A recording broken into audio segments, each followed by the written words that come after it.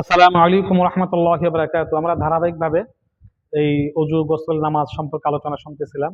আজকে আমরা নামাজের বাহিরে 7 ফরজ, মোট 13 ফরজ, আমরা বাহিরে 7 ফরজ, ভিতরে 6 ফরজ সম্পর্কে আলোচনা শুনবো। নামাজের বাহিরে 7 ফরজ: 1 নম্বর শরীর পাক হওয়া, 2 নম্বর কাপড় পাক হওয়া, 3 নম্বর নামাজের জায়গা পবিত্র হওয়া, 4 নম্বর সতর ঢাকা, 5 নম্বর ক্যাবলামুখী হওয়া, 6 নম্বর অক্তমতো নামাজ পড়া, 7 নম্বর নামাজের নিয়ত করা। নামাজের ভিতরে 6টি ফরজ। 1 নাম্বার তাকবীরে তাহরিমা বলা ফরজ, আল্লাহ পাক হতে ইহসান করেছেন। প্রথমটা বলা ফরজ, বাকি সবগুলো বলা সুন্নত বা মুস্তাহাব, না বললেও চলবে, কারণ আল্লাহ পাক জানেন যে মুসল্লিরা পরের তাকবীর গুলো পাঠ করতে নাও পারে, মনে নাও থাকতে পারে, এজন্য সেগুলোকে সুন্নত বলেছেন।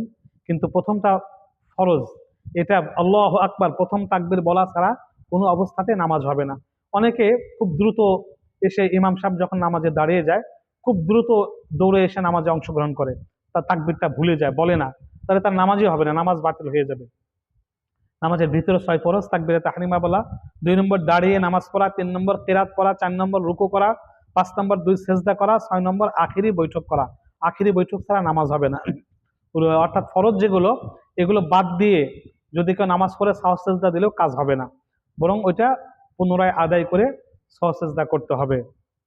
নামাজের নিয়ত, নিয়ত করা, নিয়তের সম্পর্ক কলবের সাথে, মুখে নিয়ত বলা জরুরি না। অনেকে মুখে নিয়ত বলতে গিয়ে নামাজের তাকবীরওয়ালা ছুটে ফেলে দেয়, অথচ তাকবীরের সাথে নামাজ পড়া সুন্নত এবং অনেক ফজিলত।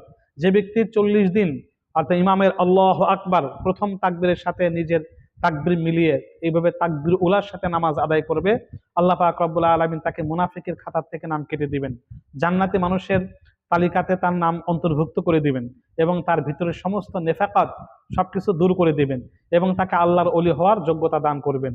আমিন।